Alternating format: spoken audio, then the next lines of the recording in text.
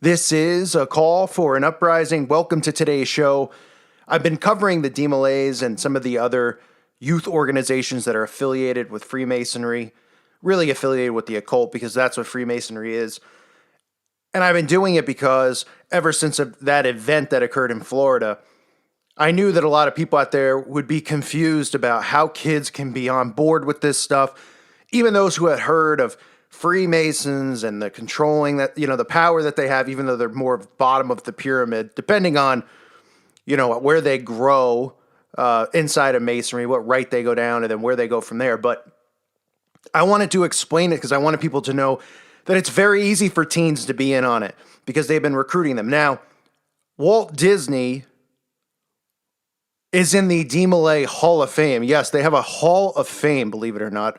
A Hall of Shame, of course, is what it's more like. But Walt Disney, and this isn't breaking news, a lot of people have done videos on this. This information's been out for a while, but I want to connect the dots for you with Disney, with Walt Disney, and with what DMLA really is. I want to break it down as simply put as I can for those of you who aren't aware. Now, DMLA, okay, and I'm laughing because it's so in our faces and obvious that I don't understand how people don't see it, but it's named after Jacques de Molay, okay? He was the Grand Master of the Knights Templar, okay? He was also somebody who was burned alive. The de Molays, this Masonic group, was named after this guy who was burned alive. Now, of course, they like to say, oh, they were wrong. He was wrongfully accused and all this stuff. They twist some, history itself is fake and full of lies anyway. Well, they love to twist these stories. It's laughable, right? He was burned at the stake for no reason because crazy Christians or crazy people were saying that they were worshiping the Baphomet. And indeed, the Knights Templar were worshiping the Baphomet. Indeed, the Masons do. These people are all Satanists. It's a common theme. They also were practicing homosexuality and other things that are pretty alarming. And of course, they were practicing witchcraft. So I'm sure the people that burned him at the stake just decided to make it up and they just wanted to burn him alive for no reason whatsoever. But this is the way the world used to be. See, this is what happened to occultists. Okay, people didn't allow it to go on. And if it did, this was the consequence. This is what people did. Now, you can't even call them out on it or they'll take your speech away. You can't even show people, but they can show themselves. And that's exactly what they're doing. So now that you understand where the name comes from, right? DMLA. The fact that they're honoring someone who was burned alive, who worshiped the Baphomet, who was involved in homosexual orgies and all sorts of perversion and magic, shows you exactly what the organization is about, right? Then you get the connection with our pal Walt Disney, who just happens to be the most influential person on children that's probably ever lived, being that every kid watches Disney, every kid's parents watched Disney, and every parents these days who are in the Matrix are raising their kids on Disney, which means they're raising them on magic, sorcery, and witchcraft. And this all comes from the teachings of Freemasonry, from the Kabbalah, from Jewish mysticism, from black magic, from the occult. Okay, there's all different forms of magic and sorcery that they practice. The bottom line is it's just a pile of filth, and all these people are a bunch of scumbags. That's the bottom line. Disney himself was the 107th member of the original mother chapter of DMLA in Kansas City. His fellow members fondly recalled him as a hardworking man and someone who was creative. Disney was proud of his participation in DMLA. In fact, he sported a DMLA ring until the 1940s. Disney's pride in DMLA remained with him his entire life. He attributed his life and business success as a direct involvement with the organization. Back in '63, the religious writer Roland Gammon communicated with 55 famous Americans personalities across the world. He asked them the same question: what is your faith and what part has it played in this achievement? Walt submitted a composition entitled Deeds Rather Than Words. All right, because remember, these people believe in their deeds. So they could do all this bad crap. They can kill, they can pillage, rape. But hey, if they do some good deeds, they convince themselves they're doing good deeds.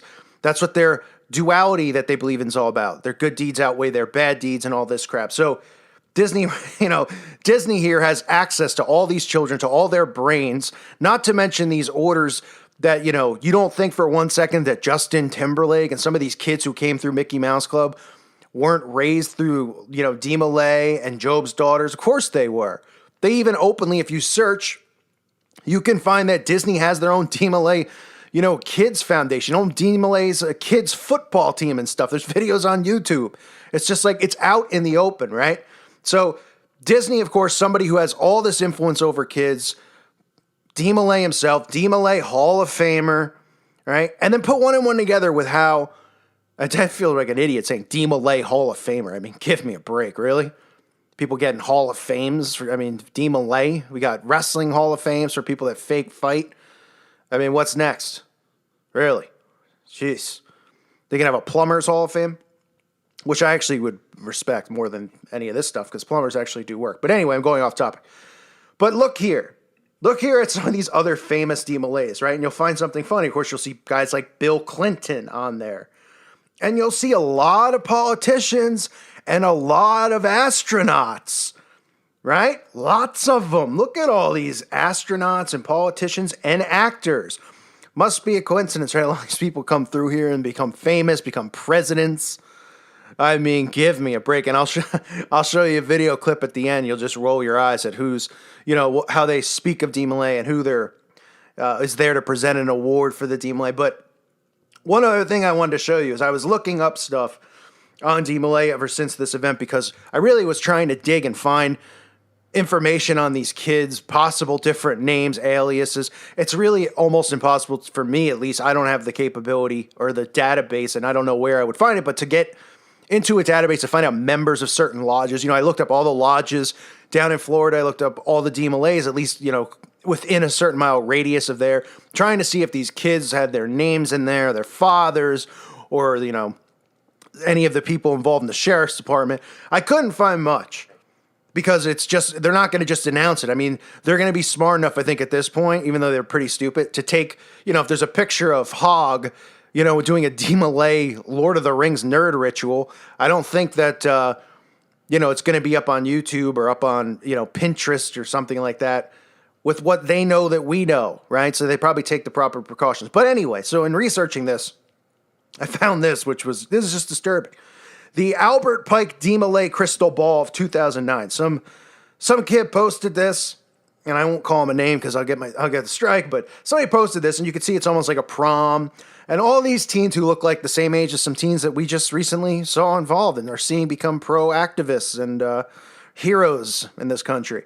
About the same age, right? They're up there not only parading around in this, as part of this secret society, but they're okay with the fact that it's named after Albert Pike. This is the same guy who all Masons worship, all Masons follow the, morals and dogma and all the crap that this guy's written.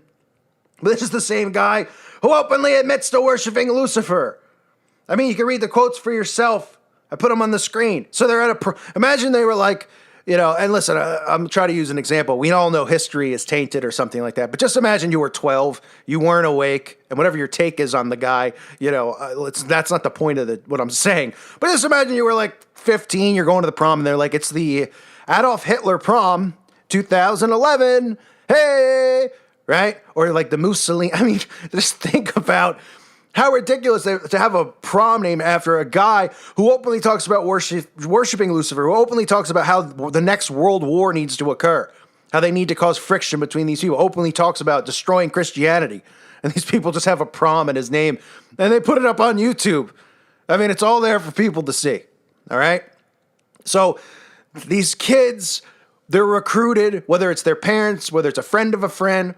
This is how it happens. This is how they network. This is how you get kids on board. It's not hard to think. People go, well, I mean, how could everybody be in on? How can this person? Just remember the video I did yesterday about the destruction of a certain building down there in Florida. Okay, the building was torn down. It was a building for freshmen, right? All these kids happen to be seniors. I guess they were all real close friends with freshmen, which doesn't sound weird. I'm not saying that it's out of the realm of possibility that somebody's sister or brother could have been one of them or something like that. Didn't hear any stories like that. But it was in that building where new kids could have just come in and left and nobody would have known, right?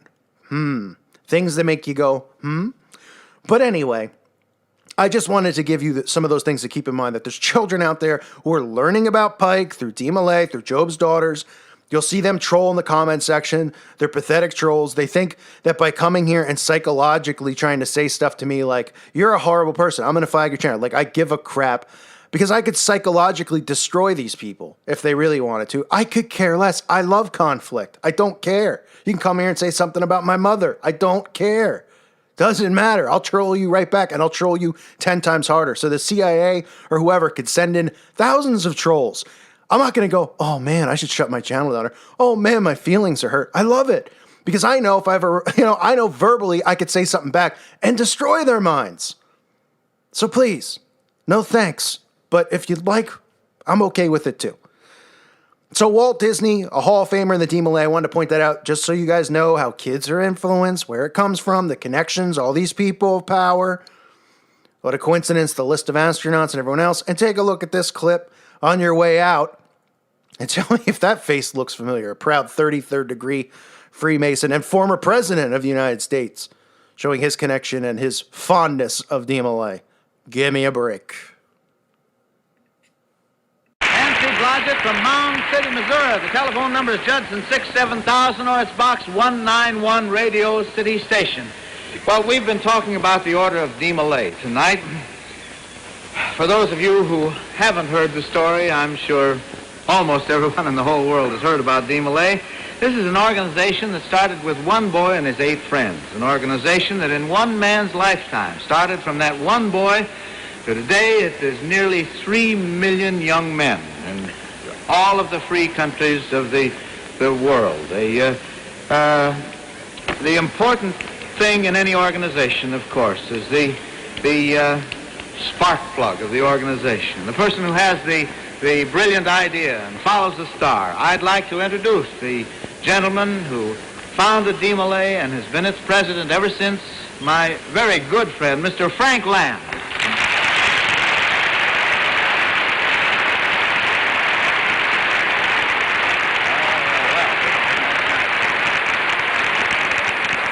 Ted, it's a great privilege to have you back here in Kansas City again and doing this wonderful work for Dee Malay that you've done once before.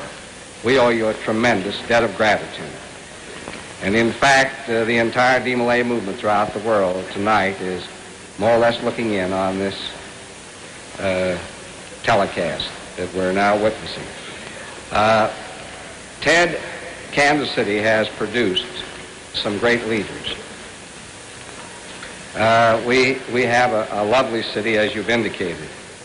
But I would like to present to you and to your television audience and those in this huge auditorium Missouri's most distinguished citizen, the Honorary Grand Master of Dee Malay, and a member of its executive committee, who has come here for the purpose of making a presentation to you on behalf of the Dee Malay boys of the entire world.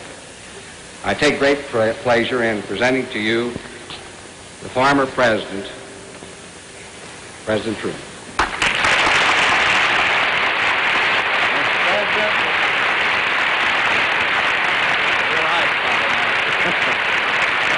Thank you very much.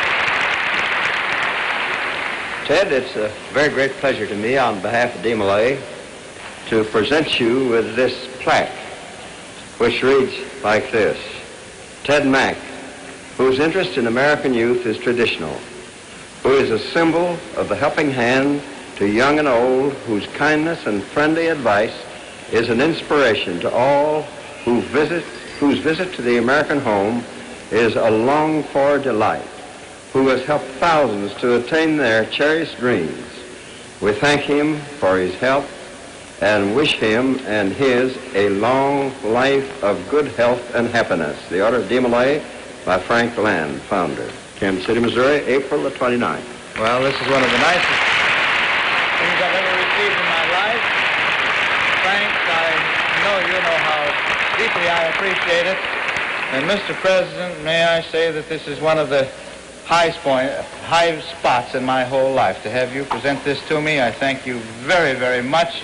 You've made me a happy man tonight. Not the first time I've seen you. No, I think it I isn't, had a sir. session with you when I was President of the United States. You did, sir, but we couldn't get you to play the piano because you were not an amateur at that time. Keep up the good work. I never was an amateur, I hope, in anything but politics. Thank you so much, both of you.